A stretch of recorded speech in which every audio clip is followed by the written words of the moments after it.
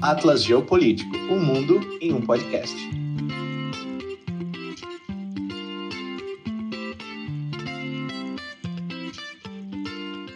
Fala pessoal do Atlas Geopolítico, estamos muito felizes de estar aqui. Agora, vocês não têm noção de como esse estúdio está aparatado. Estamos cheios de luzes, de microfones, de efeitos especiais, tem um drones. Produtor ali, tem um produtor. Tem um produtor. E estamos aqui para falar sobre China e Taiwan. Mas antes de tudo, a gente queria pedir que você curta, siga o nosso canal, comente, engaje nessa discussão. E o Borsal também quer agradecer o nosso parceiro. É claro, você deve perceber o quanto a nossa imagem, o nosso áudio, a nossa luz melhorou. E isso tudo se deve a uma parceria que a gente está muito feliz de anunciar com a Contact, produtora de eventos. No final a gente vai deixar o contato deles também, é importante passar pelo Instagram, seguir os caras, porque eles fazem um trabalho muito bem feito. E o Borsal antes parecia, sei lá, uma pintura de Dalí, agora está uma pintura realista. Agora eu tô. O Monet na fase boa. Vamos, então, começar a falar um Vamos pouquinho lá. de China e Taiwan, que é para isso que viemos. E, bom, para sair da tela inteira, pressione ESC. A gente vai falar hoje sobre um conflito bastante importante, que, como quase tudo que a gente fala aqui, né, Borsal, não tem uma conclusão e está longe de chegar nessa conclusão. A relação entre China e Taiwan ela é antiga e hoje essa relação ela escalonou para um nível de tensão que eu diria que é razoável. Né? Nós não sabemos o que vai acontecer semana que vem, não sabemos o que vai acontecer daqui a um ano, mas o nível de tensão ele está escalonando. Esse conflito ele se inicia lá durante a Revolução Chinesa. Então, em 1949, mais precisamente, para a gente não voltar tanto, senão a gente vai falar do período neolítico, mas em 1949, a China, né, se torna comunista com a vitória do PCC, não esse que a galera está pensando, mas é o Partido Comunista Chinês, e Mao Tse-tung assume o governo. Com isso, os nacionalistas, liderados por Chiang Kai-shek, acho que eu falei bem, né? Não sei se falou bem, mas... Convincente. Convenceu. Vão sair da China continental, e vão para uma ilhota que fica na costa chinesa, chamada Formosa, hoje Taiwan. E ali em Taiwan, eles fundam o que se chama a China verdadeira, a China nacionalista. Então, os derrotados se instalam em Taiwan, e nós temos, portanto, o governo de Pequim, liderado pelo Mao Tse-tung, e o governo de Taiwan, liderado por Chiang Kai-shek. E isso é bastante interessante, porque nós temos duas narrativas surgindo que permanecem a mesma quase até hoje. Até hoje. Para a China, Taiwan é parte inseparável, né, da China, e para Taiwan, uma sociedade distinta, um governo próprio, uma autonomia cada vez maior. Ou seja, a China não reconhece Taiwan como algo separado da China. Para a China, Taiwan é só uma extensão do seu território. Sim. Taiwan é parte integrante da China. Nós temos outros lugares na China, não vamos entrar nisso, mas Hong Kong e o Tibete, que também tem uma posição um pouco complicada dentro da China. O Nepal que tem relações conflituosas. E com isso, né, a gente pode ver como lá no começo da Guerra Fria, né, no momento que também está acontecendo a Guerra da Coreia, essa relação entre China e Taiwan ela fica conturbada. Eu acho bastante interessante, passando aqui, né, e eu já vou te passar a palavra, por favor. Quando Taiwan se separa, né, quando Taiwan tem o governo do Chiang Kai-shek, os países do mundo reconhecem Taiwan como China, que é uma ilhota, uma ilha pequena, perto da China continental. Então Taiwan passa a ser reconhecido como legítimo governo chinês, inclusive, Borsal, sabia dessa? Com assento na ONU. Sabia? Sabia, mas se você quiser falar mais sobre isso, Taiwan que tem um assento na ONU, inclusive no Conselho de Segurança, e é só na década de 70, né, por uma resolução da ONU, que a China vai ser integrada ao Conselho de Segurança. Mas precisamente em 71, e depois os Estados Unidos também reconhecem Taiwan, fazem... No lugar de Taiwan. Isso, no lugar de Taiwan, desculpa. Reconhecem a China no Conselho de Segurança. Depois os Estados Unidos visitam a China continental, a visita do Nixon, mas demora para que o mundo reconheça a China como membro oficial da ONU e do Conselho de Segurança. Né? E o que você acha que levou o mundo a reconhecer Taiwan naquele período curto, mas que existiu? Havia, né, no começo, e a gente entra em toda essa história, né, lá do começo da Guerra Fria, um medo do avanço do comunismo. Um medo de que a China pudesse se unir à União Soviética de uma maneira mais forte do que se uniu. A gente sabe que não foi uma união tão estável assim entre a União Soviética e China. Mas o medo do comunismo, a doutrina Truman que imperava nos Estados Unidos, era uma coisa que ninguém queria ver o comunismo se expandir. Então vamos consolidar Taiwan como sendo um membro e excluir a China de uma zona mundial, de um acordo mundial, de uma governança global. Porque Taiwan estava alinhado aos Estados Unidos e ao capitalismo. Completamente. O Chiang Kai-shek pedia apoio para os Estados Unidos a toda hora, né? A Madame Chiang Kai-shek, a mulher dele, vivia em Washington pegando roupa de todo quanto é lugar. Né? Como é o nome dela? Madame Kai-shek? Madame Chiang Kai-shek. Correto. Bom, e aí esses dois discursos eles evoluem, né? Como você vai nos dizer, e sobre os regimes políticos. A China tem a teoria, a visão de que existe uma só China, uma grande China. Então, todos os territórios que você citou antes, eles são vistos pela China como China indiscutivelmente e acabou. E, na verdade, a China se incomoda profundamente quando líderes, quando instituições tratam esses outros territórios como não sendo China. E Taiwan, que é uma democracia consolidada, que tem uma identidade nacional, isso é muito importante, à medida em que o tempo foi passando, os sistemas econômicos diferentes, os governos diferentes que existiam em cada lugar foram fazendo com que cada povo evoluísse de uma forma diferente. As línguas. As línguas, perfeito. Então eles não se veem como China em Taiwan. Né? Mas a China quer que isso aconteça, quer que Taiwan volte a ser China. Parte importante de todo o contexto desse conflito está aí, nessa divergência de visões. Os Estados Unidos demoraram a reconhecer Pequim, isso só foi acontecer na década de 70, mas, apesar do reconhecimento a Pequim, o apoio a Taiwan permanece intacto. Até porque, a gente vai falar disso mais para frente, Taiwan está numa posição estratégica importantíssima para os Estados Unidos. Não é qualquer ilha, né? Não.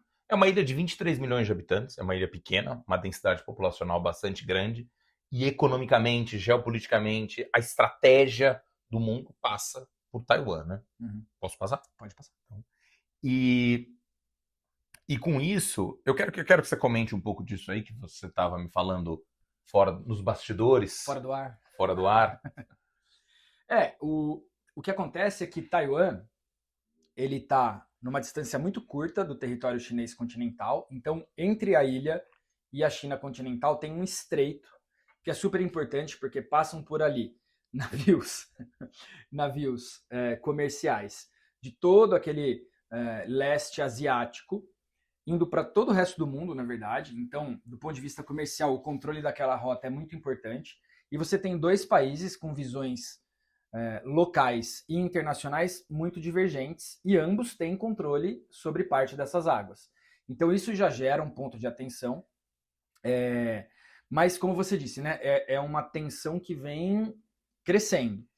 E uma das coisas que mostra que essa tensão vem crescendo é o fato de que a China tem feito exercícios militares aéreos no que a gente chama de ADIS em Taiwan, ou ZIDA. ZIDA em português. ZIDA parece a mulher da costura. Então a gente vai manter a ADIS, que é um espaço aéreo que não é nacional, não faz parte de um país, mas ele está a 12 milhas além do fim do espaço aéreo daquele país, e sempre que uma aeronave entra nessa zona, nesse ADIS, essa aeronave deve satisfação para o dono do espaço aéreo mais próximo. E a China tem entrado ali nessa zona taiwanesa e não tem prestado esclarecimentos, tem feito exercícios militares ali, o que não pode gerar, por parte de Taiwan, um revide, porque não é o caso, não é território taiwanês, mas a China deveria satisfações ao governo taiwanês por esse tipo de atividade. E não o fez. E não o fez. Desculpa. Não, o que eu queria dizer, então esse espaço aéreo todos os países têm, seria um alargamento da sua fronteira, um alargamento aéreo, para uma certa proteção antes da entrada efetiva da aeronave no espaço aéreo desse país. Perfeito, é para comunicação. Quem é você que se aproxima? E a aeronave deve, ela não pode, ela deve se identificar. Entendi. Aqui eu até ia te perguntar, esse gráfico é muito interessante, né? Esse gráfico é de 2021, e a pergunta foi: haverá uma guerra entre China e Taiwan um dia? 7% concorda muito. Já concordava muito. Hoje, com certeza, esse número Isso que eu ia te perguntar. Esse número hoje, você tem certeza que seria muito maior, né? Tenho certeza porque as notícias, ainda que mostrem que não houve aumento de forças militares se aproximando, o que houve? ainda que não mostrasse o fato de que a China tem pressionado Taiwan para voltar a ser China, o que há de fato. Mas as notícias de uma possível movimentação chinesa já geram em Taiwan uma resistência. Sim. E o contrário também é verdade. Então as pessoas passam a ver como uma instabilidade maior. Então eu tenho certeza que esse número é maior hoje. Mas, de qualquer forma, 21% concordavam em parte. Então, somando os dois, você já tem quase 1/3 da população, forçando um pouquinho a barra, mas você já tem quase 1/3 da população que concorda com a afirmação, sim, haverá guerra em algum momento entre China e Taiwan. Eu acho engraçado, os 7,6% não sabe ou não opinou, quer dizer, tipo, não sabe o que é uma guerra e nem o que é China em Taiwan. Acho que é, né? Pessoal meio desavisado. Mas, seguindo um pouco aqui, Taiwan, né, como você já falou, Taiwan é super importante. Então aqui temos o mapa de Taiwan, para quem está nos vendo no YouTube, para quem está nos ouvindo no Spotify, porque a gente está em diversas mídias, né, Borsal? Mas agora uma novidade, a gente pode ser visto no Spotify também. Ah, isso eu não sabia. Pois é. Spotify agora pode ser visto. Pode ser visto. Então enquanto você dirige ali, parou no semáforo, você pode dar uma olhadinha em nós. O que é melhor não. O que é melhor não. No carro é melhor só ouvir, né? Segurança em primeiro lugar. Sempre em primeiro lugar. Então aqui nós temos o mapa de Taiwan, muito próximo da China, né, o Estreito de Taiwan. E Taiwan, como eu disse antes, não é qualquer ilha, né, não é qualquer território. É simplesmente o maior produtor de semicondutores do mundo. Semicondutores são fundamentais. Essa empresa aqui, a TSMC, que é a empresa de produção taiwanesa, eles produzem chips, que são semicondutores, para carro, para equipamento médico e para sistemas militares. A produção de chip é sob demanda. Então, uma empresa norte-americana, uma empresa indiana, pedem para essa empresa taiwanesa, que faz chips, como a gente vê aqui, de altíssima sofisticação, e esses chips são vendidos para o resto do mundo. A gente sabe que esse assunto, Borsal, ele colide com o assunto de terras raras, porque muita matéria-prima desses chips são as famosas terras raras, que a China detém uma reserva, a maior reserva do mundo. Né? E tem uma questão importante dos chips e dos semicondutores, que, como você disse, eles são feitos por demanda, né? E os Estados Unidos, eles impedem que a China compre de empresas estadunidenses. Essa demanda chinesa não pode ser contemplada por empresas estadunidenses. O governo americano sanciona, nesse sentido, a China. Então, a China precisa abastecer toda a sua indústria tecnológica, e a gente sabe que ela é imensa. Os nossos novos aparatos aqui provavelmente têm semicondutores chineses. Né? Taiwaneses. E dessa forma, a China depende ainda mais de Taiwan, porque ela não tem mais a quem recorrer. A maior parte da produção, ela está em Taiwan. Foi uma buzina só. Nos Estados Unidos. Né? Então, Taiwan vai se tornando cada vez mais importante à medida que a gente vai entendendo como esse mercado de microchips funciona. E a inteligência artificial também depende profundamente desses microchips. E cada vez mais vai depender desses microchips, cada vez mais essa ilha vai se tornar central para a geopolítica. E não é à toa que o discurso acerca de Taiwan tem tomado outros tons. E é claro, o mandato do Donald Trump, o segundo mandato, a gente vai falar também daqui a pouquinho do Japão, toda essa região está numa certa tensão. Até diria, né, não só essa região, a gente tem tensão na Europa, nós temos tensão aqui na Venezuela, que a gente está devendo um episódio sobre Venezuela, temos tensão, né, no continente africano, parece que o mundo inteiro está em grande tensão. No trapézio. Não, o meu eu alonguei. E aqui, eu achei bem interessante esse slide, que são manchetes. Né? Manchetes desse mês, de uma semana atrás, de 15 dias no máximo. Você quer comentar essas manchetes? Quer ler essas manchetes? Lerei. A primeira diz que a Rússia diz que pode responder se o Japão colocar mísseis perto de Taiwan. Então, assim, acho que a gente já deve aqui alguma explicação, né? Por que a gente está falando de Japão agora? E por que a gente está falando de Rússia agora? O que a Rússia tem de interesse nisso? Na verdade, Taiwan tem se aproximado do Japão e do Ocidente, da Europa, porque não quer essa pressão chinesa para voltar a ser China. E a primeira-ministra, como é o nome da líder do Japão? A Sanae Takaishi, a nova primeira-ministra do Japão. Ela se mostrou bastante disposta a defender os interesses de Taiwan, que são os interesses do Japão, os microchips, né? E frente a uma possível interferência chinesa. A segunda diz que o Japão pagará preço doloroso se agir sobre Taiwan, diz o exército da China, ainda nesse contexto. Sobre isso aqui, existe uma coisa que nós precisamos entender com muita calma. O Japão, historicamente, isso antes da Segunda Guerra Mundial, já na década de 30, a gente pode lembrar do massacre de Nanquim, que ocorreu na China, o Japão sempre foi uma ameaça aos chineses e aos coreanos. Então, durante a Segunda Guerra Mundial, na década de 1930, o Japão invade a Coreia, invade a China, e o Japão realiza massacres.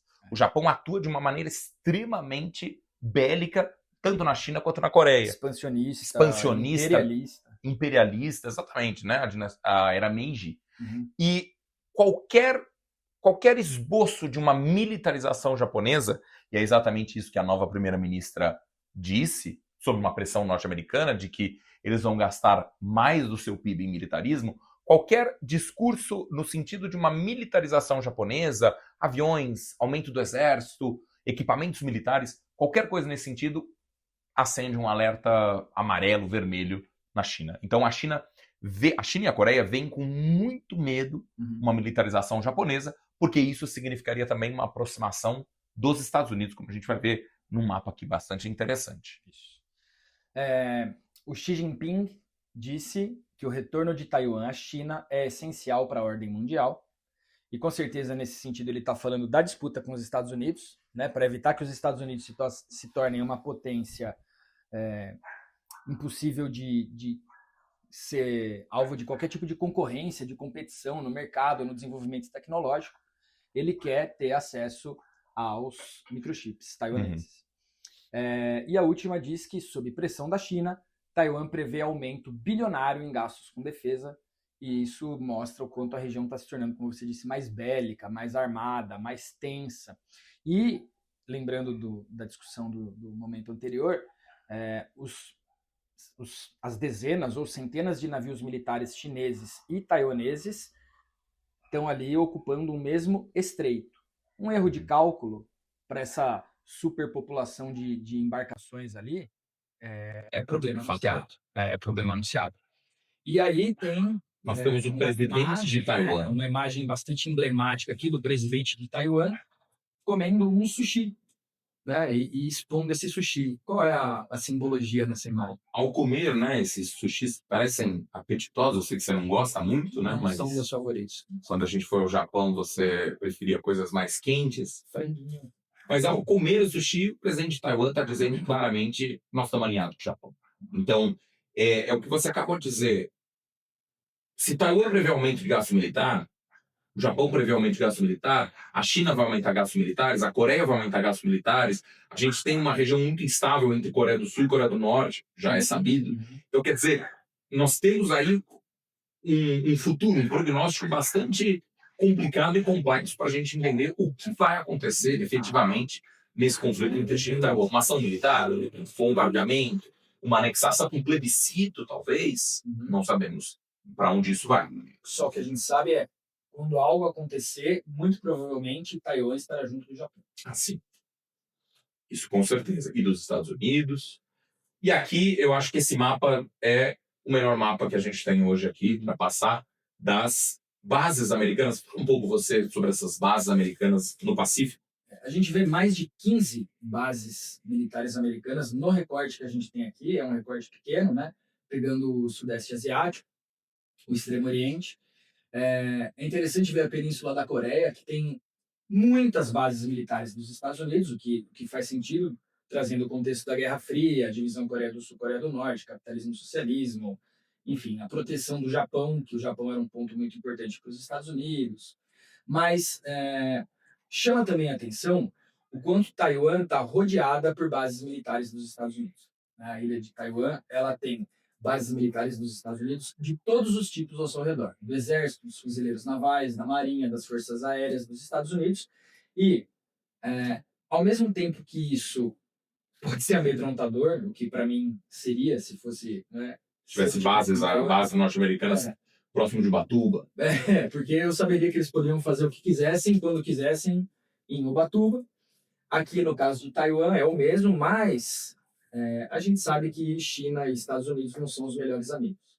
E numa possível ação chinesa nesse contexto que a gente está falando, a reação dos Estados Unidos, caso aconteça, afinal os Estados Unidos permanecem servindo como um suporte a Taiwan desde sempre, uma reação americana, uma reação estadunidense seria massiva. Porque, como eu disse, eles têm mais de 15 bases militares aqui ao redor de Taiwan. Então, a capacidade da força militar dos Estados Unidos na região, nessa costa do Pacífico, ela é imensa. Eu acho interessante a gente pensar um pouco mais globalmente, não sei se você vai concordar comigo ou se nossos ouvintes concordam, mas toda aquela teoria de relações internacionais, de que após, né, a queda do Muro de Berlim, a Guerra Fria, havia um mundo monopolar, unipolar, que seria os Estados Unidos, o mundo capitalista ocidental. Isso tudo parece, e eu não estou dizendo sozinho, muitos teóricos dizem que esse mundo está caminhando para uma bipolaridade entre China e Estados Unidos. Essa bipolaridade não é uma bipolaridade de apenas dois países.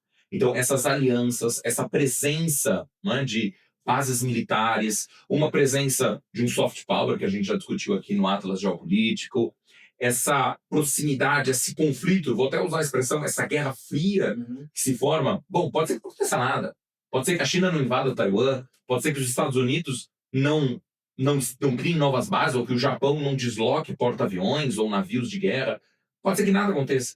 Mas a tensão que está se criando é uma tensão que me lembra o mundo da Guerra Fria. Aquela mísseis em Cuba, mísseis na Turquia, e o que vai acontecer? Quem age primeiro, quem reage, como reage. Eu não sei se você vai agir, mas se você agir, eu estou preparado. Isso. É isso que está falando, né? Você diria que é uma nova paz armada? É uma paz armada. Eu não vou atacar, tudo bem? Mas se você atacar, eu tenho formas de me defender. E a forma de me defender é a seguinte: se você me atacar, a minha reação vai ser muito maior do que o seu ataque. Então, a presença de, né, bases norte-americanas, e não é só no Pacífico, que a gente está falando do Pacífico agora, a China tentando entrar na África, a China tentando, né, a nova Rota da Seda, o Vladimir Putin, e a gente teve em Pequim um encontro dele, do líder norte-coreano, que me fugiu o nome, você pode me dizer? Posso dizer em breve. O Xi Jinping e o Kim Jong-un. Kim Jong, perfeito. Eles se encontraram em Pequim. O que foi aquela passeata, né? Aquelas fotos, aquele vídeo? Nada mais. Demonstração de força. Pronto. Uma demonstração clara de força ao Donald Trump.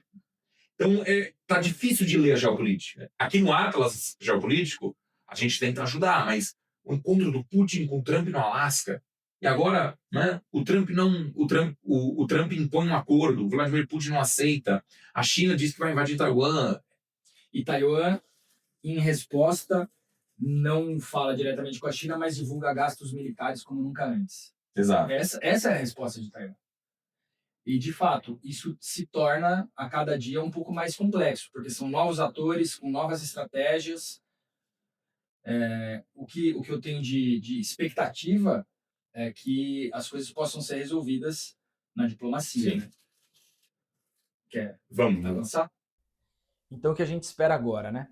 O nacionalismo taiwanês, ele continua crescendo, as populações, afinal, continuam separadas, os chineses do continente se veem sob o regime do PCC, se veem sob a tutela do Xi Jinping, enquanto Taiwan se desenvolve em outra direção. E à medida que isso acontece, é natural que os povos se diferenciem cada vez mais e, portanto, cada vez menos a população de Taiwan aceite essa possibilidade de um retorno, uma reanexação à China. Com certeza. A legitimidade de Pequim, internamente, também agora é uma questão que a gente não tinha levantado e que é muito importante. A gente sabe que líderes como o Xi Jinping, por exemplo, ou o Trump, o Putin, os líderes que têm um apelo ao militarismo, enfim, eles precisam mostrar muita força. Eles precisam ser inquestionáveis na cabeça deles perante a opinião pública. E a China, daquele tamanho, com a economia que tem, com a capacidade militar que tem, começar a divulgar a possibilidade de trazer de volta Taiwan e falhar nessa missão, para o governo chinês é impensável. Sim. Isso vai acontecer e tem que acontecer, porque é uma questão da própria legitimidade desse governo perante a sua população. E imagina uma população de mais de 1 bilhão de pessoas que não legitima seu governo. Né? Isso é quase... Meu governo é fraco, promete e não faz. Perfeitamente. Nós temos uma questão muito importante, que é a competição com os Estados Unidos, especialmente na questão tecnológica. Essa competição tende a desequilibrar muito em favor dos Estados Unidos, caso a China perca o acesso aos chips taiwaneses. Isso não deve acontecer, porque o dinheiro que Taiwan ganha também vendendo chips para a China é uma coisa exorbitante. Não gosto de você, mas você negócio, me paga. amigos de um lado, negócios à parte. Exato, né? exato. E esse peso estratégico dos chips no mercado de informações. A gente sabe que hoje não há nada mais valioso do que informação. Sim. Né? Tudo está o tempo todo coletando informações, o celular, o computador, o GPS do carro, e essas informações elas têm que transitar. As suas comprinhas da Amazon. E eu comprei na Black Friday. Então elas precisa haver fluxo. Para haver fluxo, precisa haver infraestrutura, e essa infraestrutura depende desses chips. Então a gente vê esse escalonamento, eu gostei dessa palavra que você trouxe, esse escalonamento da tensão local. E eu acho que essa geopolítica hoje, a gente já caminhando para o nosso final, essa geopolítica hoje, ela está na ordem do dia. Então as pessoas sabem quem é Putin, sabem quem é Xi Jinping, Trump, e o nosso papel é esse, é mostrar que a geopolítica ela acontece na ordem do dia. Nós temos que tentar analisar o que está acontecendo, trazer um contexto histórico, trazer um contexto geopolítico, mas que prever o futuro não dá. É o que eu disse, acho que a tempestade ela se forma. Se ela vai cair ou não, a gente nunca sabe. Mas é bom ter um guarda-chuva, né? Mas é bom ter um guarda-chuva. Legal, ficou ótimo. Nem foi ensaiado, hein? Eu acho que a gente pode terminar. Eu queria, então, agradecer a nossa parceria com a Contact Eventos e pedir que vocês sigam, curtam o nosso canal, comentem sobre o nosso trabalho. Acho que é difícil fazer isso, dá um trampo enorme, mas dá muito prazer também, né? Muito prazer. E com a Contact Eventos fica muito mais fácil, fica de maior qualidade. Nossa, não tem nem comparação. Agradeço, Matheus, agradeço o pessoal. Acho que foi mais um pouco dessa tentativa de colocar mais luz no que acontece mundo afora. Gostaria de saber a opinião de todo mundo, né? Qual é o futuro desse impasse? Taiwan se mantém como Taiwan, a China vai trazer de volta, os Estados Unidos vão intervir ou não vão? Comentem aqui qual é a opinião de vocês e não deixem de ajudar o nosso projeto a crescer. E o link? O link é @ContactEventos. É isso. No Instagram. Sigam lá. Sigam os caras. Sigam a gente e sigam a Contact Eventos. Obrigado. É isso. Atlas Geopolítico. Um mundo em um podcast. Atlas Geopolítico. Um mundo em um podcast.